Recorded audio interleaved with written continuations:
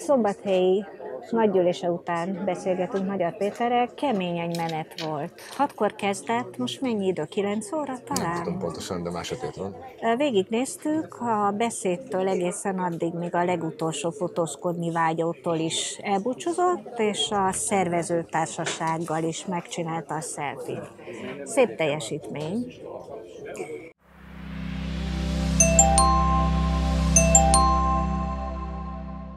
Mindenki arra kíváncsi, hogy ez a teljesítmény mögött mi is van. Tehát önt van-e, aki ezekre a szereplésekre felkészíti? Mekkora csapat áll ön mögött?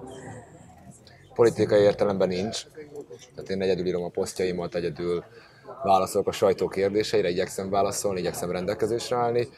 Kb. 15-en vagyunk, részben barátok. Pont akartam kérdezni, hogy hány tagú is az ön pártja hivatalosan? A párt 19 tagú. 19, még mindig 19? Igen, és ez így is fog maradni az EP választásokig, és utána fogjuk kinyitni annak a sok ezer jelentkezőnek, aki be fog lépni. Most nincs időnk arra, hogy pártot építsünk. Direkt stoppot csináltak? Nem stoppot, nyilván kellett nekünk, hogy át tudjuk venni ezt a pártot, többségbe kellett kerülnünk, vannak benne még régebbi tagok, egy-kettő nem sok, és mi vittünk egy pár új tagot.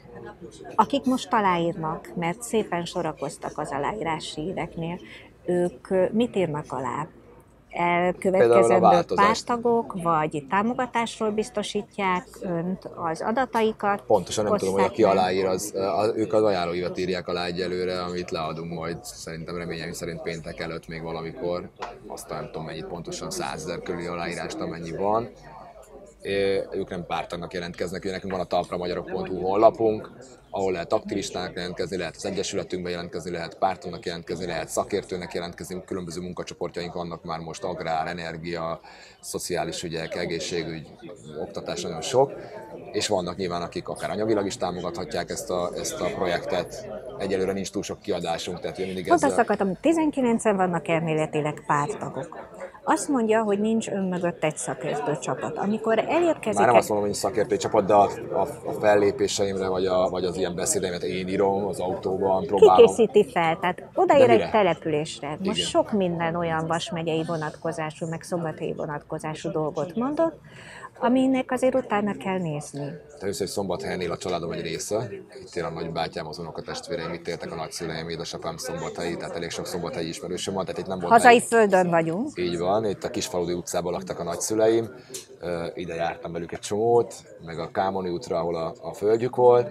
Perintbe laktak a dédnagyszüleim, úgyhogy itt eléggé hazai földön vagyok, igen, mondhatjuk ezt. De egyébként mindenhonnan ugye van egy telekocsi hálózata, önkéntesekből áll, akik a legelejétől fogva támogatnak minket minden megyében, ott vannak a legelkötelezettebb aktivistáink, és nyilván amikor látják, hogy mikor hova megyünk, akkor küldik a helyi problémákat, a helyi bajokat, helyi szereplőkről a történeteket, és ezeket én próbálom beépíteni, mert azt hiszem, hogy ha elmegyünk, akkor nem lehet mindenhol konzerv szöveget elmondani, hanem reflektálni kell a helyi problémákra, és meg kell hallgatni a helyi embereket, ennyi. De ez nagyon különös felkészítő, nem kell. Egyrészt engem eddig is érdekelt a politika, és sok minden helyi problémával eddig is tisztában voltam, olvastam már nyugat.hu-t is, meg sok helyi újságot is, de igyekszem megfelelni ennek. Nyilván néha nehéz a kocsiba összerakni ezeket a dolgokat, de eddig még sikerült.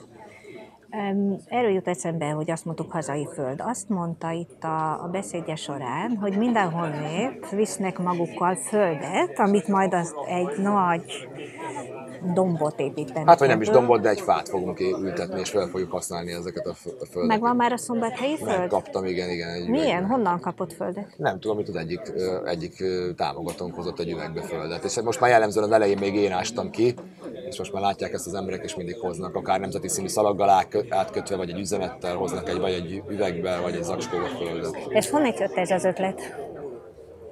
Megmondom őszintén, de régen volt ez a koronázó dombos dolog, és nekem ez így tetszik. Nekem is az jutott eszembe. Próbáljuk az összetartozás érzést erősíteni az emberekbe, és szerintem az egy jó érzés egy kis településen, és tudja az ember, hogy az Budapesten ott lesz.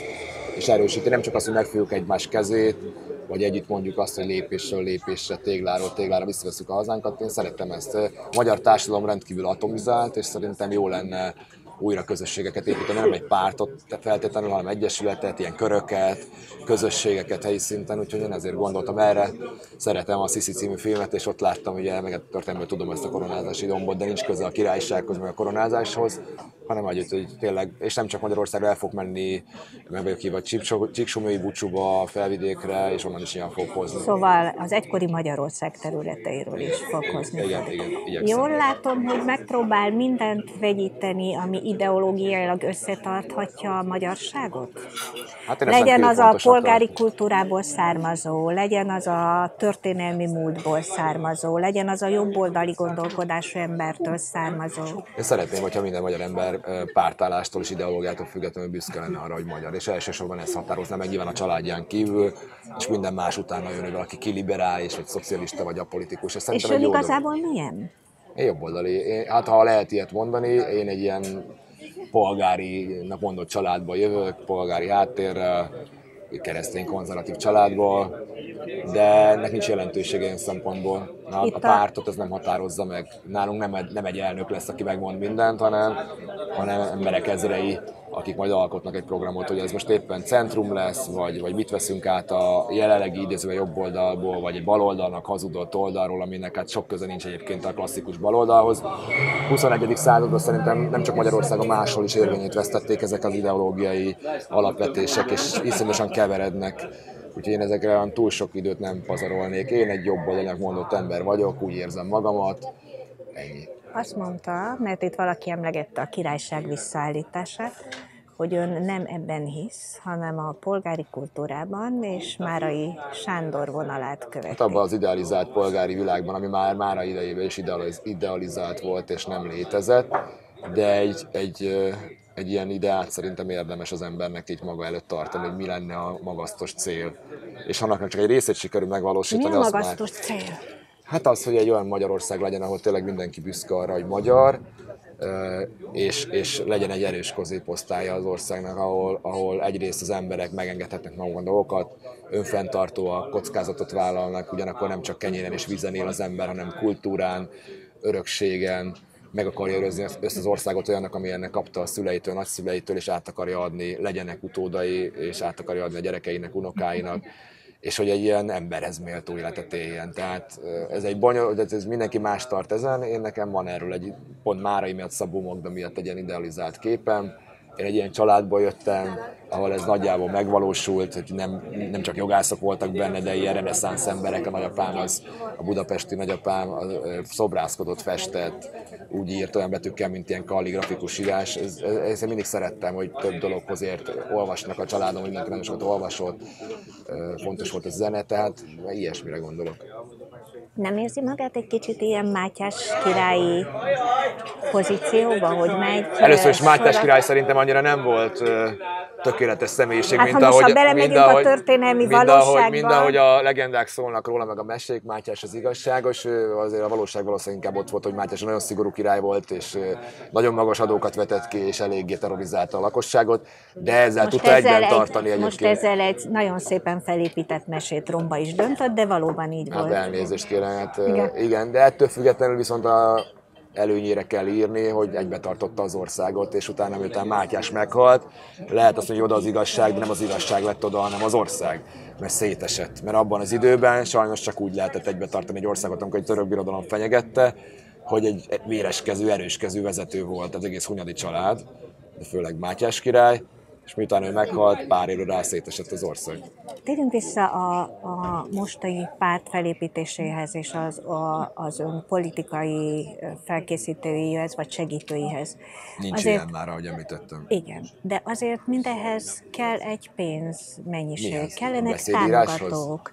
Nem, hát az, hogy végigmegy az ember az országon. Ahogy benzint kifizetjük? Igen. Hát azon túl sok pénz azért nem kell. Jól hallottam azt, hogy önnek a szombathelyi szállását úgy adták össze a támogatók? Én úgy tudom, hogy igen, hogy azt mi ingyen kapjuk. Ez így működik mindenhol? A legtöbb helyen mi igen. Ez. Nem jöttek még emberek, akik azt mondták, hogy mi ennyivel és ennyivel támogatni fogjuk a te utadat? Pénzzel? Igen. Nem. Tehát ezek jellemző helyi vállalkozók, vagy helyi emberek, önkéntesek, akik meghívnak minket, vagy a saját szálláshelyükre, mert azért van sok ilyen. Volt, ahol fizettünk egyébként a szállásért, ez teljesen változó. Volt, ahol visszautasítottuk, mert mondjuk egy DK-s alpolgármester akart minket meghívni, és azt én kerülöm a pártpolitikai kötődéseket, mert azt gondolom, hogy ez pont hiteltelenné teszi, amit mi mondunk, de civilekkel, mint hogyha meghívnak minket vendégségbe, azt természetesen elfogadtuk. Nem voltak olyanok, akik azt mondták volna, ha ezt meg ezt beépíted a programodba, vagy ha ezt és ezt teljesíted, akkor ennyi és ennyi támogatást? Nem voltak, se magyarok, se amerikaiak, se senki nem volt ilyen. Lehet, hogy látják rajtunk, hogy hiába is lenne, de nem is lenne érdemes, mert nincs olyan költségünk. Tehát egyszerűen nincs. Olyan szomorú, tudom, hogy azt a Fidesz nem hiszi el, meg a propaganda, de nem 200 millió rendezünk eseményeket. Itt látják, hogy ugyanazzal a 20-25 éves autóval jövünk egy nagyon alaphangosítással. Sőt, látom, de én néha nincs is, mert a platóról beszél, amiben van egy ilyen... Hát általában a platóról beszélek, és néha nem működik a hangosítás, ez egy garázsszég, és nem azt, hogy büszkék vagyunk rá, de mi így csináljuk, és ezt mi tényleg egy alapbüdzséből szeretnénk csinálni, amit akár egy magánember is meg tud csinálni. 2 nagy rendezvényünk volt, ugye március 15 meg április 6, a március 15-öt az nagy részt vállalkozók fizették, vagy olyan alacsony árat adtak meg, nekem 4-5 millió forintomba került, és egyébként volt az április 6-ai rendezvényünk, ami több volt, és most már ki fogom rakni, végre beérkezett az utolsó számla is, és ki lesz rakva a honlapunkra egy Excel, mi mennyibe került, és ki fizette. Ebbe egy részét ennek is én fizettem, egy részét pedig már az egyesületünkhez beérkezett 10.000-5.000 forintos támogatásokból fizettük. Social media szakértőjük van már? Nincs. Ki csinálja a social médiájuk? Mi.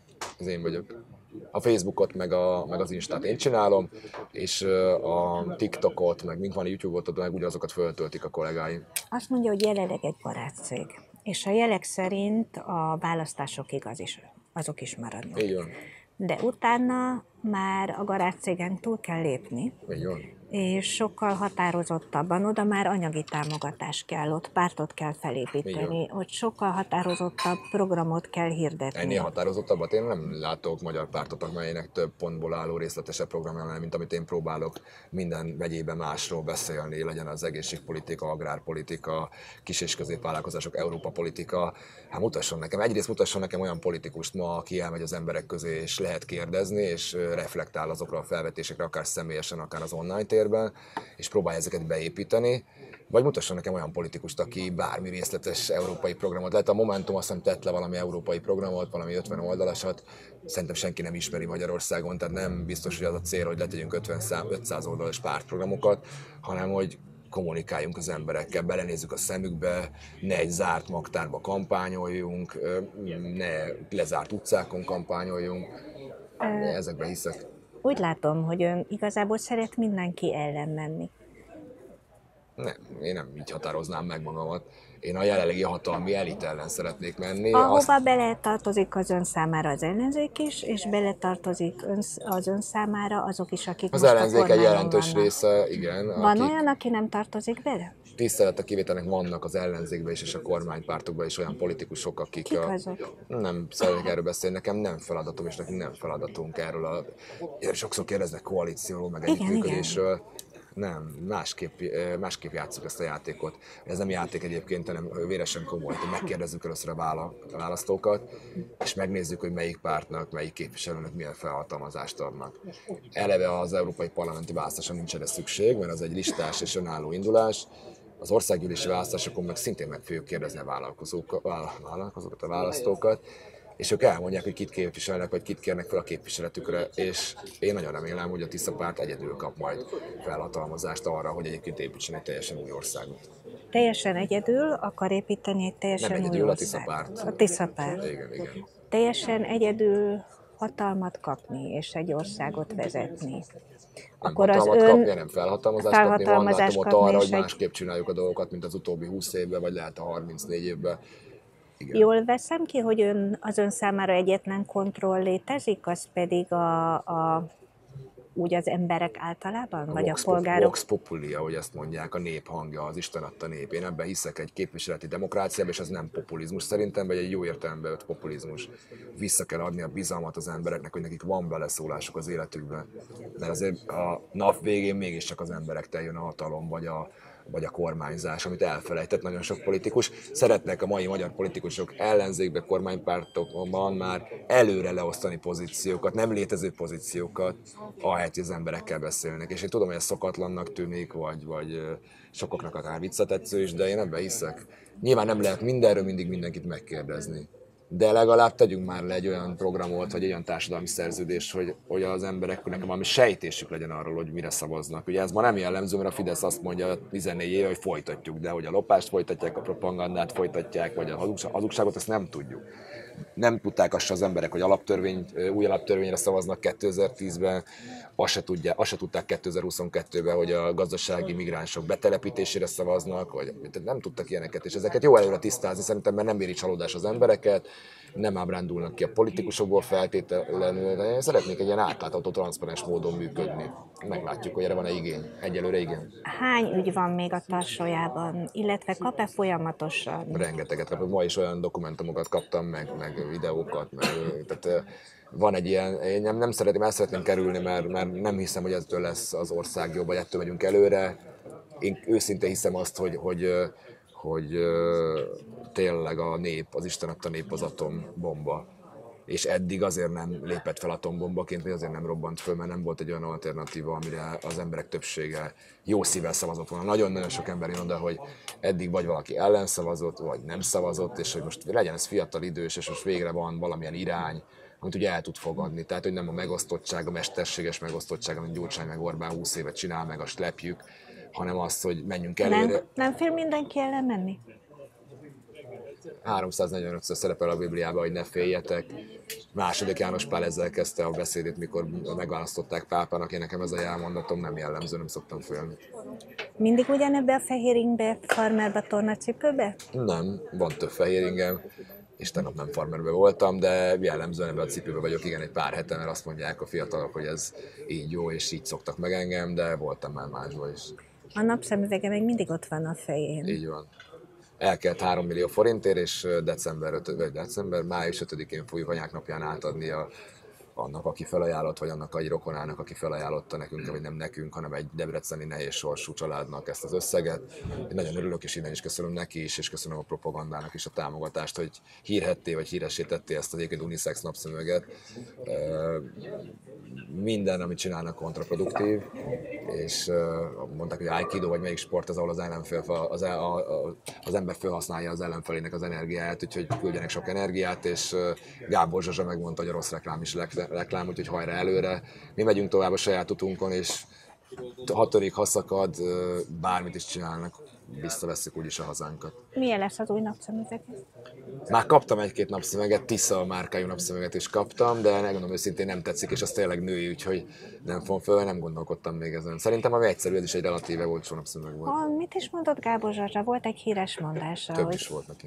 Hogy ha elválsz, vidd magaddal a gyémántokat? Vagy milyen is volt? Hogy lehet elválni, el lehet menni, de magaddal kell vinni a vagyont. Nem emlékszem pontosan. Volt többfajta mondása, igen. Kokkos Annának is voltak jó mondásai, ő azt mondta, hogy két esetben iszom pezsgőt, hogyha szerelmes vagyok, és hogyha nem.